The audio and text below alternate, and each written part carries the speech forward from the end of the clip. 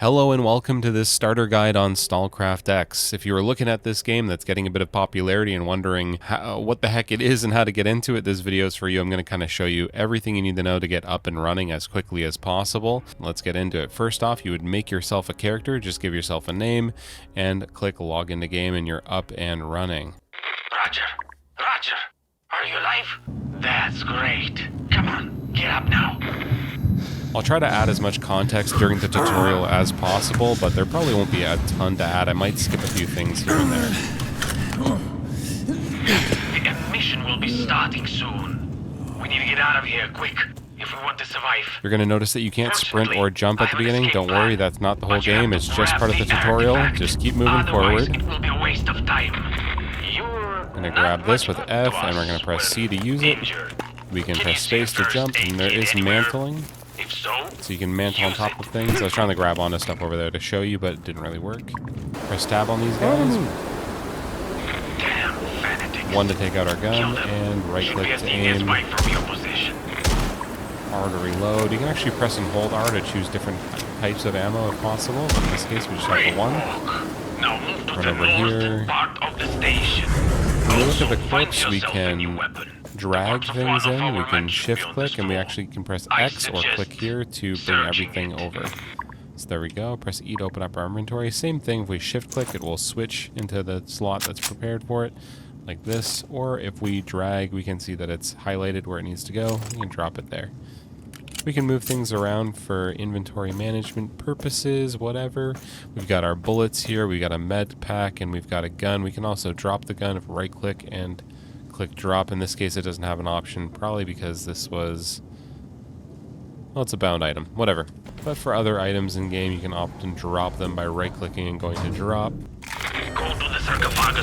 We can press V to change our firing mode. You can see from the bottom right there that it's switching between single, burst, and full auto.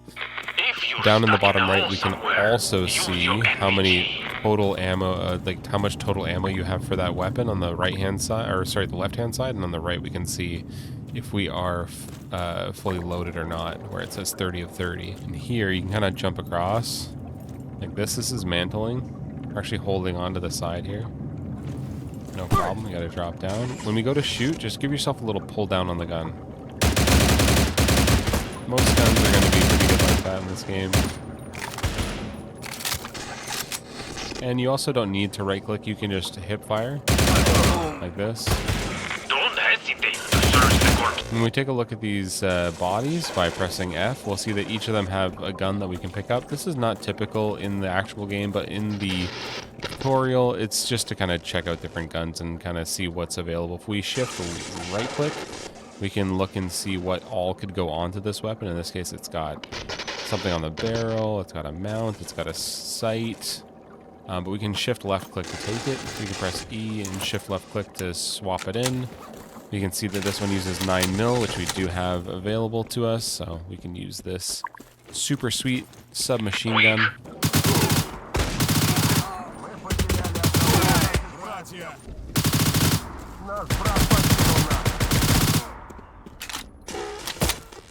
Don't forget, we can always press 3 to take out our knife. If you ever want to melee somebody, that's how you do it. Up ahead here, after we kill these 3 guys, there's a ladder, and once I climb up this ladder, there's going to be a cutscene. This whole cutscene is really useful if you haven't played Stalker. It kind of gives you an idea of what the world is like and what's going on. It's worth definitely watching this. Now we get to choose which faction we're going to be. There's 2 teams. There's the Stalkers and the Bandits. Each one has their own locations, safe houses, and the 2 teams kind of fight against each other. If you're going to play this game with a friend, I definitely recommend choosing the same faction so you can play together. This won't be able to be changed once you're in the game. You will just have to make a new character if you want to have one on each, the Bandits and the Stalkers. In this case, I'll go ahead and choose the Stalkers. Other thing to mention here is that both of them do have sub-factions that you'll join later on in your playthrough as well. But for right now, we can go ahead and click join and we'll get right into the game. So here there are different NPCs who have quests for you. Often they are actually fully voice acted, which is really cool, and a lot more than I'd kind of expect from a game like this, so it's pretty interesting. But we do have some sort of MMO style quests to get started. There's a bunch of people running around downstairs because this is sort of like a a weird Stalker Minecraft MMO thing. So all these people are hanging out in here in this little hub village, and it asked us to go ahead and take a look at our PDA. Press K to open that up. You can see that we have one quest inside the tasks tab called Dugout Stash. So we can go and find that stash to get started. And we can see here that looking at the map, we are up here. The Stalkers start down here at Adaman's HQ. And so they'll be doing their quests from the bottom. We'll be doing our quests from the top. And we'll only really run into them oftentimes if we get kind of near the center or to the bottom half of this map. So you'll want to kind of look out for that. Keep yourself safe out there. But if we take a look, we're going to start with almost no equipment really at all compared to the super cool tutorial mission. We just have a pistol, a knife, a couple of grenades, our handy dandy homemade night vision goggles, and a basic jacket, a couple of med kits and a bandage and some tuna. And we will use that to go and get started. Once we're out here on the map, we can see that we do have other people that will be running around. If they have this little icon above their head, they're part of the bandits. You don't need to worry about them, but if you see anybody who doesn't have that who's running around, you might want to hit tab on them and see if they get a red health bar that shows up. That'll show you that they're an enemy, and you may want to either run away or fight. Totally up to you. So as I'm sprinting here, you'll see in the bottom right that I do have stamina. Once it's run out, then, well, we'll be walking. We don't want that. Watch out for these swirlies on the ground. They are anomalies. They can do a lot of damage to you if you're not careful, or they'll just toss you up in the air and do a bit of damage, which is kind of fun. But I wouldn't mess around with them. Another anomaly here that's common is this lightning stuff. If we press 5 and then right-click to let go, we can throw this little thingy. And it gets rid of the lightning, so we can do that. Examine the stash. And now we have to wait out the eruption. Okay. Part of the quest, we're just going to hang out, watch this little TV.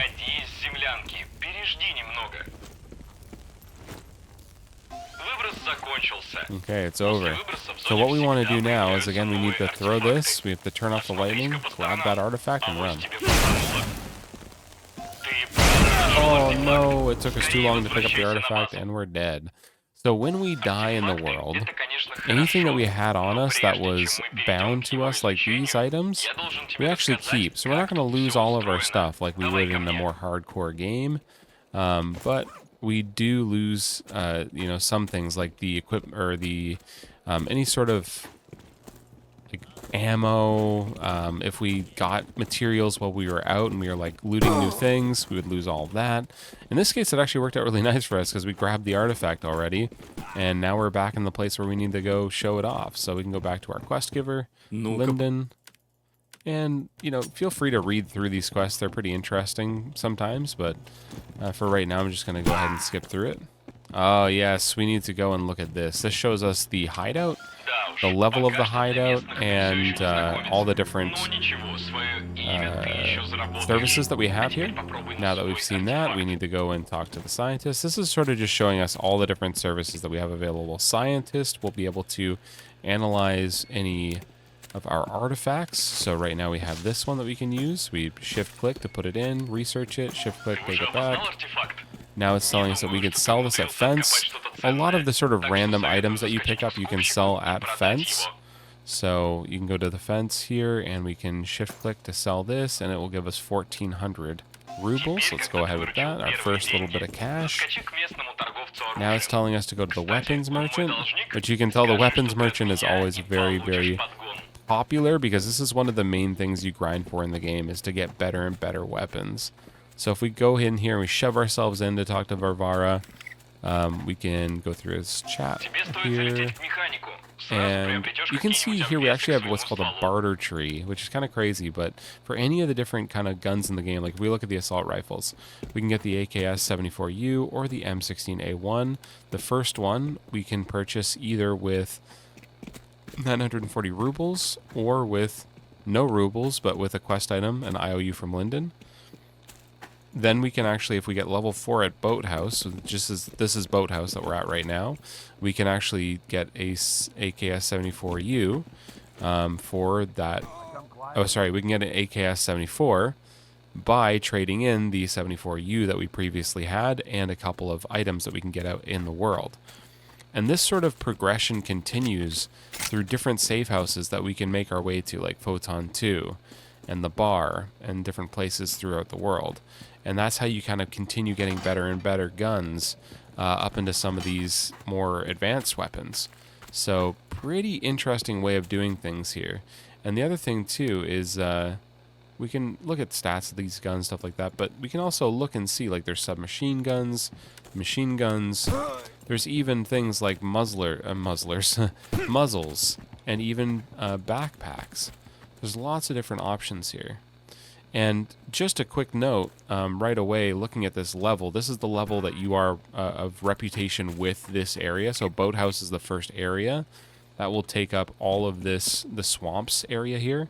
So when we do quests in the swamps, we're going to get reputation very often for this place to level ourselves up, which will give us the ability to get that stuff. So first off, we did get this gun, so we can drag that down into our inventory here. However, this gun is broken. You can see it's 0%, whereas this one's 100%. So this gun is broken. We need to fix it. So let's take it over here to the mechanic. And we got to talk to him for a little bit here. And now that we're done chatting, we actually need to go and move our gun into our inventory and then chat again. If I'm wrong on that, please let me know. I think that's kind of absurd that you have to do that, so feel free to tell me in the comments if that's not what we have to do. But anyways, we can repair it. We can take it back. And then we can put it down here back into our inventory. So now it is ready to go. It also says we need to talk to the mechanic again because he's actually going to give us a flash hider. We can just drag that right onto the weapon itself. Or we can also right click and go modification. We can look at the slot that needs it right here, and we can select the old flash hider. So a couple different ways to do it. Put that back on over here, and we're good to go. We can talk to Lyndon. So we got some more things. So first off, we have a personal storage. Anytime we're inside of a safe house, we can actually access our personal storage.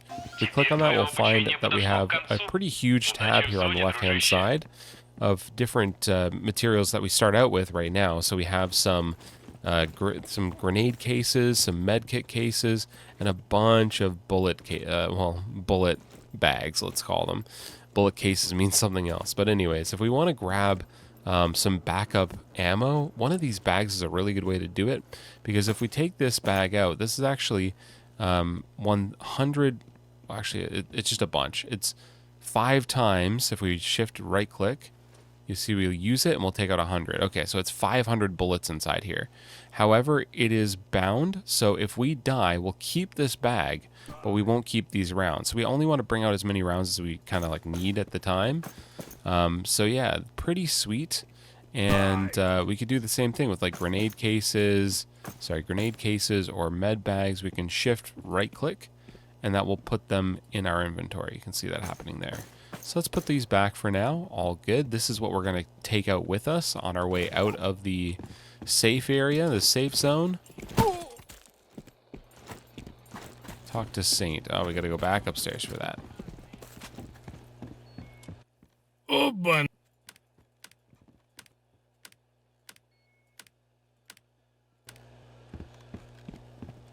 And now we're leaving the safe zone to go track down Kelgan and Art. Oh, little side quest real quick. The thing is, if you see purple on the mini map, or if you see purple in your quest log, that is actually a side quest. So you can examine this body. It's part of the quest. Talk to Beekeeper. Okay. Now he wants us to talk to Kalina. You can see on the map now that we've done a bit of that quest that we actually have a secondary quest on the map, the On the Monsters Trail quest, and we also have the main quest line here in orange, or yellow, or whatever you want to call it. So we can actually do whatever we want between those two. If we want to check our quest log, again, we can press K, and we can take a look at tasks. We also have different things like guides. We have the map. We have the faction. We have the auction house, which I'm not going to get into the auction house in this video. It's a little bit more complicated. But if we go back to our tasks, we can actually choose which one we want to be on. So that would just be this little pin right here to make it active. And you can click this to show in the world to go to the map to see where it is. So if I click on this, it will show it in the world. Oh, I guess this just turns on whether or not it shows up on the map. We can make that active or we can make this active. So let's go ahead and make the main quest active and let's go out the door. All right, so now that we're in the world, we're going to start heading up to the entrance. I was hoping to kind of show off a bit of what it is like to clear out some critters for some materials. So you can see here, if we mouse over this, we can get green mold here or reed fungus. And so maybe we need that green mold. We will actually to unlock some weapons. So we can see here if we mouse over it that it's 50 meters away. We're getting pretty close. We can turn on our night vision goggles because it's pretty dark out right now. If we go in the water, very, very often we'll get radiation.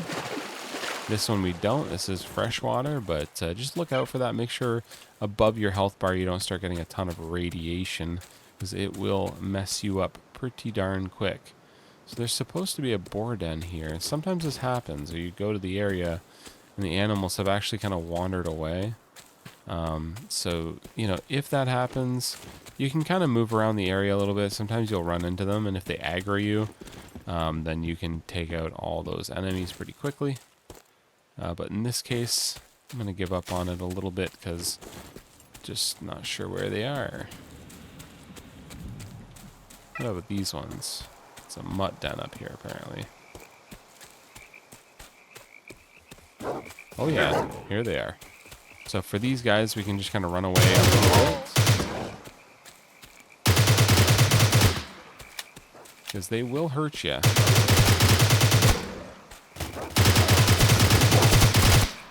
Take out a knife. So as soon as you kill all of the critters in the area, you'll see the den turn the green. That's when we can go over to it and interact, and we'll get our green mold and some hairballs. For the actual enemies themselves, they'll often drop stuff as well. You can just walk up to them, press F, and then look, we got a mutt's tail. So I just kind of run over their stuff, press F and then X to get stuff from them. Alright, so that's all done. If you see on the map one of these areas blinking like this, it means somebody's actually actively working on it. So some of the enemies have been cleared out. That other one over there, we had one there. The guy cleared it out. Maybe that's where those animals were. They were probably busy getting killed by that guy. Just going to go ahead and start clearing this one out. There we go. All done. It's that easy. We can go ahead and take that stuff. So now I'm going to make my way up to the quest location, and as I did, a new little critter den popped up. Just a rat's nest, so nice and easy. The easiest animals I've seen in the game so far are the rats. They're just little guys. They run around super quick.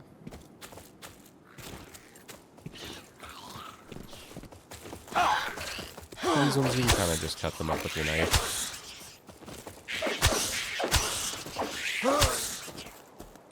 There we go.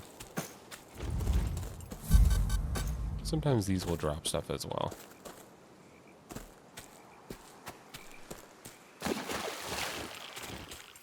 Oh, we started getting irradiated there. You can see that. It does go away over time. There's some more rads for us. There's medication you can use. It does go away over time. There's some areas you want to look out for where there'll be signs that say, like, don't go in here. And if you do, the radiation can be pretty powerful. I want to show you grenades real quick. So I'm going to, like, run over here. If we press G, pulls out a nade. Oh, we accidentally threw it. I guess it just kind of throws no matter what. I thought if I held it, it would kind of stay out.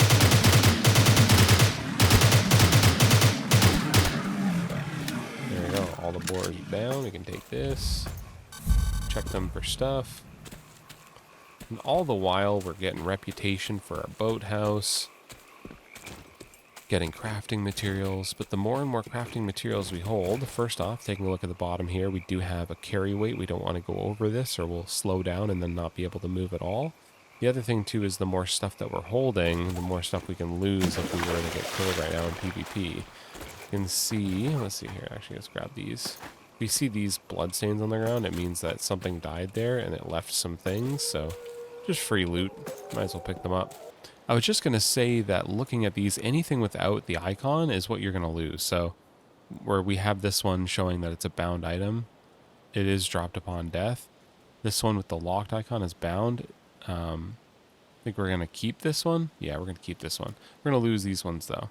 So all this stuff that I picked up, I would lose all this stuff if I was to be killed right now. So just kind of be careful about staying out too long. If you're like getting so much stuff, it's good to bank it, bring it back home. Callaghan and Art. I think it's probably this little area here.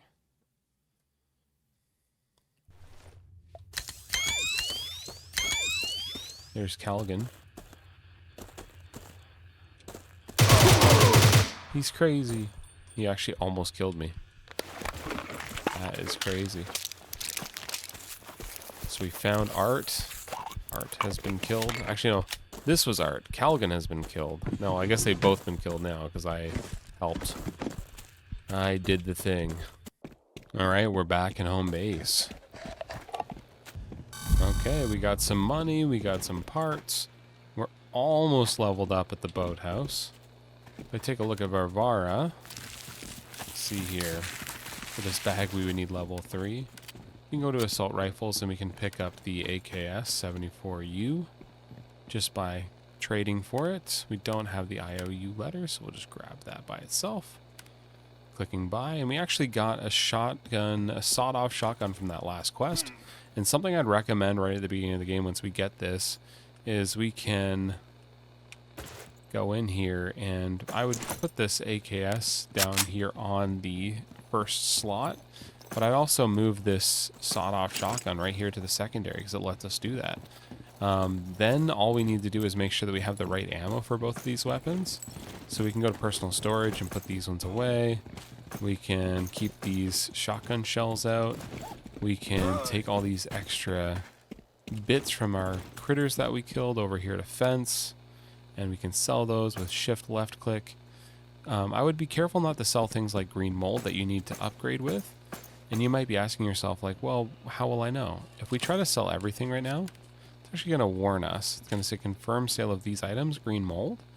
And it will actually say several items if you have other ones that are necessary for upgrades. So just be aware of that. So we'll click no, we'll get rid of this one, and we'll sell everything else. So that gives us some more cash. We're up to almost 5,000 rubles. And with that, what we'll do is we'll put these bullets away as well. Oops, let's go to personal storage and shift left click on all of our 9mm. We can put our mold away as well, as we're not going to need to bring that out into the wilds. Let's go ahead and find a bag of 545 ammo.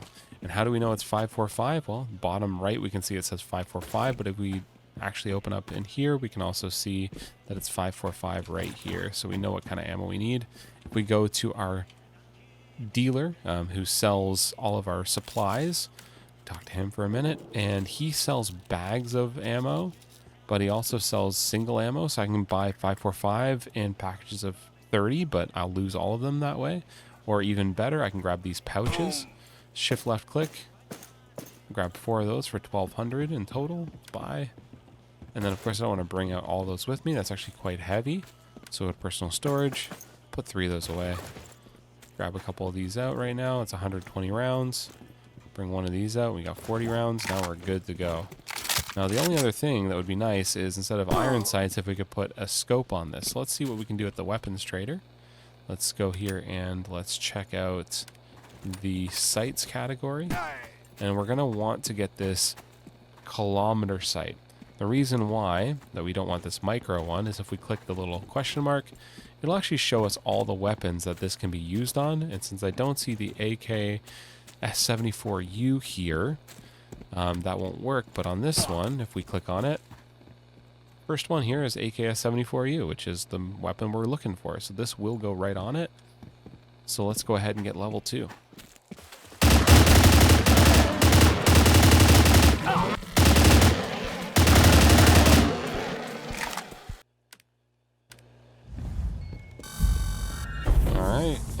that quest. I just did one more quest, which I'll let you go do on your own. It's pretty straightforward. I now have just enough points, reputation points, that I should be able to unlock the kilometer. So we go in here and we can go ahead and check this one. It's 420 rubes, so we can make the trade. There we go. With that, we can see we actually got another weapon here, Coxcomb's BM16. If we want to use shotguns, that is an option for sure. For now, I'll drag that in here. We head back, we can take a look at this and drag it onto our weapon. And now we've got a red dot sight, which is really, really nice. So from there, we can unlock weapons, armor. Armor is a really important one, actually, from Vivara as well. If we take a look and we can go to combat, we can check and see here that with this, which would take 20 green mold and 42 swamp stone, we can get a jacket with body armor. And if we have that, we can actually slot in some armor plates and give ourselves even more protection, which is awesome. Find the plates in here to slot in there. There's so much to do and so much to see here. And then, of course, looking at the map, this is just the starting area. We move out, we see roadside, we see scrapyard, we even see this place where we can meet up with the other side. The stalkers and the bandits can come together in the bar. And this is all just one area. If we back out from this, it's just part of a larger map. So it's a pretty enormous game as far as just the actual size of it. And there's a lot more that I don't know about yet, but that you'll be able to check out as well. The main thing for now is go out, do your quests, come back, unlock stuff, level up this area, maybe even party up with your friends. You can see here it's very easy to invite players into your party. So I think that's most of the basics of the game. If there's more stuff that should have been mentioned, feel free to put it in the comments, guys. Help each other out.